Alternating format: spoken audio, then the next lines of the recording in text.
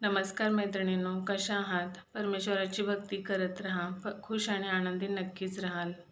तर मैत्रिणींनो, आपल्याला ह्या काव्यपंक्ती नेहमीच आठवत असतील. घर असावे घरासारखे, नको तर नुसत्या भिंती, इथे असावा प्रेम जिव्हाळा, नको तर नुसती नाती. तर आपलं घर म्हणजे एक प्रेमाचं, मायेचा ओलावा स्पर्श देणारं एक उबदार असं घरटं. त्याच्यामध्ये प्रत्येकाला बाहेरून काम करून येणारे आपले मिस्टर, मुलं शाळेतून येणारी, आपल्याला सुद्धा सगळ्यांनी संध्याकाळी एकत्र घरी बसून जेवण करणं, गप्पा मारणं, ह्याच्यामध्ये जे सौख्य लाभतं ते दुसऱ्या कशातच नाही. आणि त्यासाठीच आपण एवढी मेहनत करत असतो की 4 क्षण प्रेमाचे, आनंदाचे घालवावेत. पण त्याच घरात जर हमेशा क्लेश, वाद विवाद, भांडणं होत असतील तर आपल्याला ते घर पण नको वाटायला लागतं. आयुष्यात काहीच चांगलं नाही असं वाटायला लागतं. किती पैसा असू द्या, काही असू द्या, पण जर प्रेम जिव्हाळा घरात नसेल, एकमेकांबद्दल मायेचा ओलावा नसेल तर सगळं शून्य वाटायला लागतं. त्यासाठीच मी आपल्याला आज एक उपाय सांगणार आहे.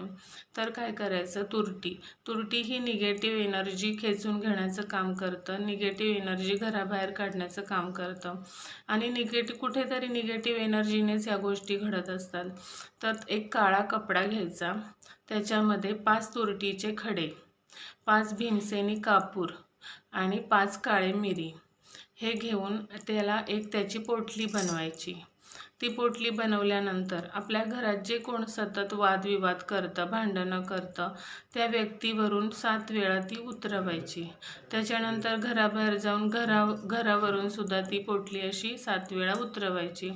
आणि कोणाशी न बोलता घराबाहेर जाऊन आपण ती पोटली एका एकांतस्थळी कुठेतरी, जिथे कोणी नसेल जास्त वर्दळ येणारी जाणारी, तिथे नेऊन ती पेटवायची, त्याला आग लावायची.